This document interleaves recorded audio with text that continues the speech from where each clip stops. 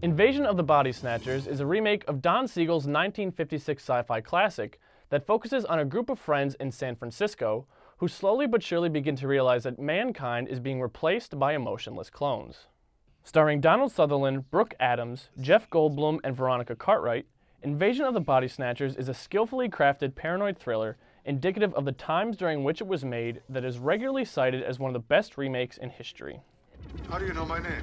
I didn't tell you my name. Now, Alex, what I really love about Invasion of the Body Snatchers, first and foremost, is its pacing. How screenwriter W.D. Richter just spaced out these events of how there's this slow unraveling and gradual realization of this alien threat that's coming through, and then eventually through the halfway point, as mankind is being taken over, how the tension just really ramps up until there's just this great white knuckle kind of Act 3 where all the characters, because it's kind of them versus the world, it's just every single step they take, they have to be very cautious and very careful, and it's just, it's really tense. It's awesome. Sounds exciting. But you didn't recommend this in our remakes show, and as we all know, remakes can be very touchy, so I'd like to know, how is it handled here? Right. Why I think Invasion of the Body Snatchers works so well as a remake is that it's trying to be its own film. Don Siegel's 1956 original was very much kind of geared towards the problems of its time and geared towards a sci-fi slant as well.